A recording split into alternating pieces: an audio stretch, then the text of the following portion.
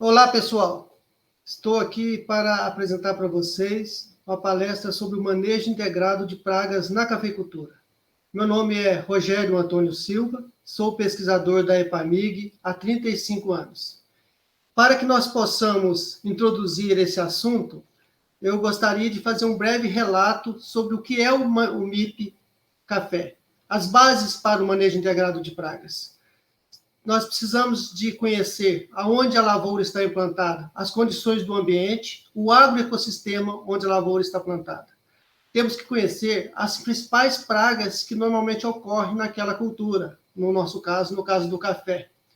Conhecer também seus níveis de controle aqueles antes de que a praga cause algum prejuízo à sua atividade. E a partir dos níveis de controle, definirmos o nosso monitoramento e as nossas amostragens. Existem algumas estratégias de manejo para evitar que a praga cause prejuízo a uma cultura. O controle cultural, controle biológico, que será apresentado pela colega Madeleine Benzon, controle comportamental, controle genético, resistência a pragas e doenças, controle químico. Dentro do manejo integrado de pragas, nós temos alguns níveis na população da praga. Nós temos um nível de equilíbrio, que é esse que estamos mostrando aqui, é onde a praga ela está em equilíbrio e não causando prejuízo. Nós temos um nível de controle, que é onde a praga atinge um determinado nível que ela pode vir a causar prejuízo se ela atingir o nível de dano econômico. Então, o que se preconiza no manejo integrado de pragas? Se a praga chegar ao nível de controle, medidas devam ser tomadas para evitar que a praga atinja nível de dano econômico, ou seja, cause prejuízo à sua atividade.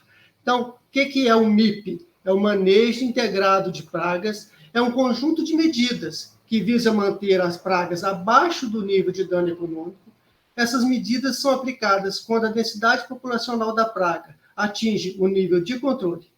Quando a população de pragas se mantém abaixo do nível de controle, ela está em nível de equilíbrio, e aí, com certeza, não causando prejuízo à sua atividade. Dentro do manejo integrado de pragas do cafeeiro, primeiro nós temos que conhecer as principais pragas, aquelas consideradas pragas-chave da cultura, naquela região onde você vai desenvolver a sua cultura do café. Para as nossas condições, as pragas-chave do cafeeiro são o bicho mineiro do cafeeiro e a broca do café. Por que são consideradas pragas-chave? Porque normalmente elas ocorrem todos os anos, em maior ou menor quantidade, mas ocorrem todos os anos. Temos também algumas pragas esporádicas, como as cigarras do cafeeiro, ácaros, o ácaro vermelho e o ácaro da mancha anular. Mas nós vamos nos ater mais nessa conversa sobre o bicho mineiro do cafeeiro e a broca do cafeeiro.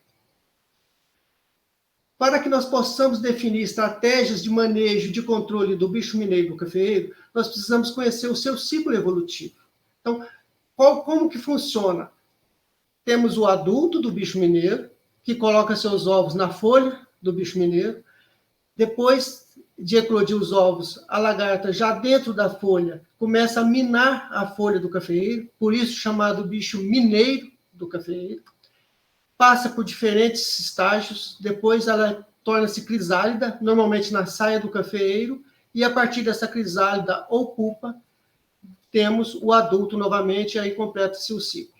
O ciclo do bicho mineiro varia de 19 a 87 dias. Por que essa diferença tão grande? Por causa das condições que favoreçam a praga. Se tiver alimento disponível e condições climáticas favoráveis, ele completa o seu ciclo no menor tempo. Se as condições não são favoráveis ou não tem muito alimento disponível, ele demora mais a completar o seu ciclo. Então, quanto maior a condição favorável de temperatura e menos chuva, e quanto mais alimento, menor vai ser o ciclo e mais sério será a flutuação e o desenvolvimento da praga. Então, nós temos o adulto do bicho mineiro, que é o microlepidóptero, que vocês estão vendo. Esse inseto, ele é muito prejudicado pela chuva, chuvas intensas elimina esse adulto, e aí, com certeza, vai diminuir a população do bicho mineiro. Então, em época de muita chuva, normalmente temos uma infestação muito baixa do bicho mineiro. Depois desse adulto, nós temos as larvas do bicho mineiro, as lagartas, e elas minam as folhas do bicho mineiro e ocasionam a queda dessas folhas, o que prejudica o desenvolvimento da cultura e o pegamento da sua florada. Então, é muito importante que nós não permitamos que o bicho mineiro desfolhe muito a sua lavoura. Após as lagartas, elas se transformam em crisálidas ou pupa, normalmente na saia do cafeeiro. A lagarta sai da mina, tece um fio de seda, desce para a região da saia do cafeeiro, no terço inferior, e ali ela empupa. E após essa pupa, ela transforma novamente em adulto. Então, normalmente, a gente estuda a flutuação para as diversas regiões cafeeiras do estado de Minas Gerais. Para o sul de Minas, onde as condições são mais amenas, normalmente nós temos um pico do bicho mineiro em setembro, outubro, novembro, como mostra esse gráfico. Também temos estudos aqui que podem mostrar isso. 2016, 2017, vocês observam diferente flutuação do bicho mineiro, né? Mas por isso a gente tem que estar sempre monitorando. 2018, a infestação já foi muito baixa e também 2018/19 também a infestação foi muito baixa para a região sul de Minas. Então, normalmente, nesses anos de 2018 e 2019, não houve necessidade de controle para baixar a população do bicho mineiro. Para a região de clima quente, como é o Cerrado Mineiro, o Alto Paranaíba e o Triângulo Mineiro, nós temos já uma infestação maior do bicho mineiro. Por quê? Porque tem muito alimento, normalmente cultivos intensivos e grandes áreas de lavoura de café, o que provoca uma infestação bem elevada do bicho mineiro. E lá a gente costuma ter 2 picos de infestação do bicho mineiro, abril, maio e setembro, outubro. Então, nessas regiões, nós temos que estar muito atentos, porque tem muito alimento disponível para essa praga e as condições climáticas, o clima quente, favorece o seu desenvolvimento. Danos do bicho mineiro. A maior infestação ocorre no terço superior, local mais arejado da planta. Então, ele começa a infestação pela parte superior da planta. Resultado do ataque: folhas minadas, as minas causam áreas necróticas, seca e ocorre uma queda das folhas. As lavouras desfolhadas demoram a se recuperar. Então, o importante é que nós mantenhamos as folhas no cafeeiro e evite uma queda acentuada de folhas. Por isso se faz o controle do bicho mineiro. Normalmente, para se definir quando se deve fazer o controle do bicho mineiro, devemos dividir o cafezal em talhões uniformes. O que são talhões uniformes? São aqueles talhões com a mesma cultivar, com o mesmo espaçamento e com a mesma idade das plantas. Então, nós temos um talhão com as plantas no mesmo espaçamento, uma mesma cultivar e com a mesma idade. Então, esses talhões uniformes, normalmente a gente faz essas amostragens no terço médio da planta, como mostra aqui. Após a amostragem, nós fazemos a amostragem de 4 folhas por planta em 25 plantas e definimos o percentual de infestação, ou seja, qual o número de folhas minadas em 100 folhas amostradas. Qual que é o nosso nível de controle? De 20% a 30% de folhas com minas intactas, ou seja, minas que não foram predadas, que têm lagartas vivas. Isso porque 20 a 30%? 20% normalmente em região de clima quente, onde a população cresce muito rápido, e 30% em região de clima mais ameno, como é o caso aqui do sul de Minas. O nível de não ação é quando nós temos 40% de folhas minadas, mas nós temos muitas minas com sinais de predação, que é uma rasgadura que é feita por vespas predadoras que predam e eliminam essa lagarta. Exemplo desses inimigos naturais, nós temos a vespa predadora. Doutora Madeleine Venzon já deve ter comentado sobre essas vespas que são muito importantes principalmente no sul de Minas, e predam o bicho mineiro e diminuem a sua população. Então, nós temos aqui a vespa predando uma lagarta do bicho mineiro e uma mina com a rasgadura que mostra que essa mina foi predada por uma vespa predadora. Táticas do manejo integrado de pragas no café. Então, Então, nós temos que trabalhar com resistência genética, estudos em fase de pesquisa, nós temos alguns materiais que resistem, que toleram o ataque do bicho mineiro, né? Aqui eu tenho um exemplo, a cultivar Paraíso, da Epamig, que é uma cultivar resistente à ferrugem, e ela teve um ataque intenso de bicho mineiro, mas não ocorreu a desfolha. E se não ocorreu desfolha, essas folhas continuam fazendo fotossíntese, e com isso, não houve necessidade de controle. Depois dessa infestação, vieram as chuvas, no início de outubro, novembro e dezembro, e a brotação nova, vocês observam que não tem mais nenhum dano do bicho mineiro. Então, vocês observam que esse cultivar, ele tolera bem o ataque do bicho mineiro e não desfolha. Então, o controle biológico do bicho mineiro, a predação para a região sul de Minas é normalmente em torno de 69%, e os parasitoides são aqueles insetos que parasitam ovos ou pupas do bicho mineiro, em torno de 21%. Temos controle cultural, que evita a infestação do bicho mineiro, quebra-ventos, cercas vivas, manejo de ervas invasoras, tudo isso contribui para você reduzir a população do bicho mineiro. Temos também alguns estudos com controle comportamental, como com feromônio sexual. Existem técnicas com feromônio da fêmea do bicho mineiro, onde você distribui esse feromônio pela lavoura e ela há um confundimento no macho e ele não consegue localizar a fêmea para a cópula e com isso diminui a população do inseto. Controle químico. Essa é a última atividade que a gente tem dentro do manejo integral de pragas. Se fez todas as medidas, cultivares tolerantes, cercas vivas, mas mesmo assim as condições favoreceram e a praga atingiu o nível de controle. Então, nós devemos entrar com o controle químico para evitar que o inseto cause uma disfória muito grande e, com isso, prejudica a sua produção, principalmente o pegamento da florada.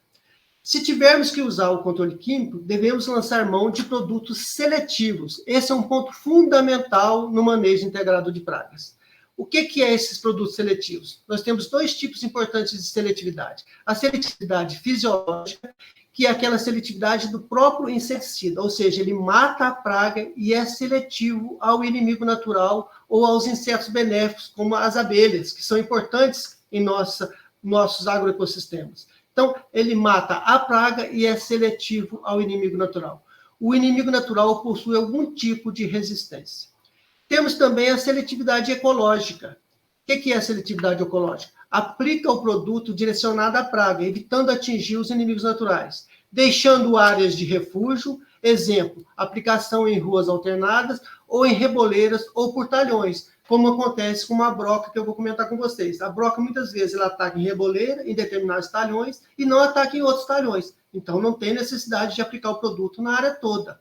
E, com isso, você faz uma seletividade ecológica. Depois do bicho mineiro, nós temos a broca do café, Hipotenemus rampi, que é um inseto que causa muito prejuízo. Por quê? O bicho mineiro, como vocês viram, ele ataca a folha do cafeeiro, que é um dano indireto. Com a queda da folha, reduz o pegamento de florada e, com isso, reduz a produção do cafeeiro. Já a broca, ela ataca direto o grão do café. Por isso é chamada broca do café, e não broca do cafeeiro. É broca do grão de café. Ela ataca o grão de café, muitas vezes derrubando esse grão e prejudicando em termos de quantidade e em termos de qualidade do fruto.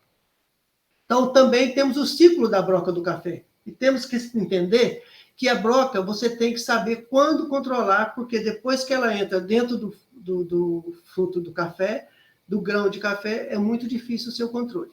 Então, a duração do seu ciclo ele vai de 27 a 30 dias, a variação é bem menor do que no caso do bicho mineiro. O macho, ele é bem menor, e ele tem a asa atrofiada, ele não voa, e a fêmea é bem maior. Normalmente, nós temos um macho para 40 fêmeas, ou seja, aquela que causa prejuízo mesmo é a fêmea, porque ela vai perfurar o grão de café e vai colocar seus ovos dentro do grão, que aí vai haver a broca do grão do café e é prejudicial à sua quantidade e à sua qualidade. Adultos da broca, reprodução. Os machos eles não se alimentam, as fêmeas se alimentam quando da construção das galerias. A longevidade, a fêmea vive bem mais do que os machos, 150 dias, entre 80 a 282 dias, dependendo das condições climáticas e de alimentação. e o macho de 40 a 50 dias. A broca do café também passa pela fase de ovo, larva, que é a que se alimenta dentro do grão de café, a pupa e o adulto. Então, a duração do ciclo, como mencionado, de 27 a 30 dias. Ovos da broca do café no interior da semente. Então, a broca fêmea coloca os ovos dentro do grão, onde fez a galeria para alimentação. O período ativo da postura é em torno de 130 dias, ela pode colocar ovos, e coloca em torno de 75 ovos, de 31 a 200 ovos aproximadamente. Então, dependendo das condições de alimentação e de clima. Os prejuízos: queda de frutos bloqueados, semente apodrecida, perda de peso do café beneficiado, 100% de infestação pode ocasionar uma perda de até 20% no peso. Então, se tivermos 100% de grãos brocados, pode ocasionar até 20% de redução no peso. Então, uma saca de 60 quilos de café beneficiado, se houver 100% de broca, uma perda de 12 quilos. E também nós temos perda na qualidade, que o café é classificado por tipo, e quanto maior frutos brocados, menor vai ser a classificação e pior será esse café. Então, nós temos as médias de perda de peso do café beneficiado, né? Então, quanto maior a percentagem de infestação, então, maior vai ser a perda e o tipo vai diminuindo, do tipo 2, com 0% de infestação, até o tipo 7, com 80% a 100% de infestação. Sobrevivência da broca. E aqui é um ponto de suma importância, que é quando que a broca passa de uma safra para outra. Então, a broca é uma praga monófaga, ou seja, ela só ataca o café. Então, onde que ela passa de um ano para o outro? Nos frutos secos da entre-safra no cafeeiro e ou no chão. Então, aqueles frutos que ficam nas plantas de café ou no chão, é que ficam, se as condições climáticas forem favoráveis, tiver umidade, a broca sobrevive de um ano para o outro. Então, a sobrevivência na entre-safra: frutos não colhidos, na árvore ou no chão, presença da broca, mais umidade nos frutos, aí favorece a sua sobrevivência. Lavouras irrigadas tem que ter uma atenção maior ainda, por causa de irrigados como pivô e gotejo. Você tem umidade o ano todo, então você pode ter problema de sobrevivência dessa broca. Quanto maior a umidade nos frutos, maior a sobrevivência da broca. Então, em sua época de trânsito, as fêmeas adultas, elas abandonam o fruto, esses frutos onde ela passou o inverno, e voam, pousam e perfuram frutos verdes chumbões. Os machos não voam, permanecem no interior dos frutos secos, copulam e depois morrem. Então, a única função dos machos é a cópula. Então, a época de... Isso aqui é muito importante e eu gostaria de tornar a frisar. Frutos secos da entre-safra, a broca sai daqui, se as condições foram favoráveis. Frutos passam para os frutos verdes chumbões, que vão perfurar esses frutos, e se houver consistência, vão colocar os seus ovos. Então, época de trânsito, normalmente de 15 de novembro a 15 de janeiro, para as condições de nossa região. Frutos secos, migração para os frutos verdes. Então, os frutos verdes chumbões, 86% de umidade. A broca perfura os frutos na região da coroa e ela só vai ovipositar quando o fruto já estiver mais desenvolvido. E ela vai colocar ovos, normalmente, 60 dias após a primeira perfuração, ou seja, após o fruto chumbão, 60 dias, o produtor tem que estar atento, porque a broca vai começar a colocar ovos. Monitoramento da broca. Então, é importantíssimo você observar as floradas, né? Que, normalmente, de 80 a 90 dias após a grande florada, você tem que estar atento ao movimento do trânsito das brocas, voando em suas lavouras, para que você possa tomar medidas de controle para evitar que as brocas perfurem os seus frutos e coloquem ovos. Métodos de controle da broca. O controle cultural é esse que nós falamos, do vazio sanitário. Então, um ponto fundamental para o controle da broca é a colheita bem feita, o repasse. A gente sabe que é caro, normalmente os produtores não fazem, mas é necessário. Então, evitar que se passe frutos tanto na árvore como no chão. Isso é muito importante, principalmente em lavouras adensadas. Então, pessoal, o vazio sanitário, ou seja, evitar que a broca sobreviva de um ano para o outro. Os inimigos naturais também deve ter sido abordado pela doutora Madeleine, mas só citando o fungo Bovéria baciana, que é um fungo que controla a broca na entrada da galeria. Métodos semioquímicos são armadilhas para capturar adultos. Álcool etílico e metílico, extrato de café, são ineficientes em termos de controle da broca, mas são muito importantes para o monitoramento, para detectar o início do trânsito da broca e, nesse período, o produtor estar atento com relação à infestação em sua lavoura. Controle químico. O monitoramento da broca. Dividir talhões homogêneos, que nós falamos anteriormente no caso do bicho mineiro, talhões com a mesma idade, com o mesmo espaçamento, né, com a mesma cultivar, né? Amostrar frutos da primeira florada, né, que são aqueles frutos do ponteiro, né? Temos uma circular técnica da EPAMIG, número 291, que fala: cafeicultor, saiba como monitorar e controlar a broca do café com eficiência. Então, é importante que vocês estejam atentos a essa questão do monitoramento da broca. Então, controlar a broca, normalmente 2 a 3 meses após a primeira florada. E o nível de controle maior ou igual a 3% de frutos perfurados. Pulverizações por talhões. Evitar pulverizar a área toda. Cigarra do cafeeiro. Normalmente ocorre, mas é mais esporádico, né? Normalmente o controle granulado do bicho mineiro no solo também reduz a população da cigarra. Então, os machos são maiores que as fêmeas, atrás das fêmeas para as cópulas, né? E as larvas da cigarra ficam no solo, junto às raízes, sugando a seiva. Então, nós temos que tomar muito cuidado. Mas aquelas lavouras bem cuidadas, bem nutridas, bem conduzidas, normalmente não tem problema com cigarra. Então, deve-se fazer a amostragem, se achar que está tendo problema com cigarra, e o nível de controle é acima de 35 ninfas por cova, você tem que entrar com medida de controle. Normalmente com granulado de solo. Ácaros. Nós temos o ácaro vermelho, né, que é um ácaro importante, que principalmente em viveiros de muda e em lavouras em formação. Então, o produtor tem que estar atento a esses ácaros.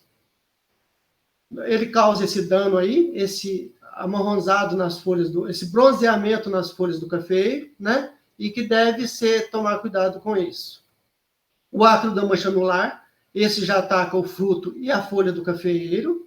Ele causa esses sintomas na folha, que é da mancha anular, e também no fruto, causando redução na produção, que causa queda de fruto, e também na qualidade da bebida. Temos inimigos naturais importantes dos ácaros, que são os ácaros predadores. Daí a importância de se usar produtos seletivos, que preservem esses inimigos naturais no agroecossistema cafeeiro. Nós temos na loja virtual da EPAMIG, no site da EPAMIG, publicações importantes que o produtor pode procurar. Café arábica do plantio à colheita, café arábica da pós-colheita ao consumo, pragas do cafeeiro, bioecologia e manejo integrado. Temos vários boletins técnicos sobre todas as pragas, aqui um exemplo, ácaros em cafeeiro, e circular técnicas também disponível no site da EPAMIG, para que os cafeicultores possam lançar mão, os extensionistas e também os consultores. Consideração final, fazendo um breve resumo sobre o manejo. Definir a cultura, o seu agroecossistema, as pragas-chave, a sua biologia e ecologia, os níveis de controle, o monitoramento à amostragem, importantíssimo, e as estratégias, controle cultural, controle biológico, controle genético, resistência varietal e o controle químico, estando atento à questão da seletividade, seletividade fisiológica e seletividade ecológica. Gostaria de fazer um agradecimento rápido ao Dr. Paulo Rebeles Reis e Dr. Júlio César de Souza, que se desligaram da EPAMIG no final de maio agora deste ano. 2 pesquisadores que dedicaram a sua vida por 50 anos à EPAMIG e ao manejo integrado de pragas. Eu tenho certeza que todos que estão nos assistindo já devem ter assistido a palestra do Dr. Paulo Rebeles e do Dr. Júlio César. A eles o nosso agradecimento, sabendo que eles estarão disponíveis para nos colaborar com todos nós, ainda no futuro próximo. Agradeço a oportunidade de estar apresentando esses assuntos para vocês.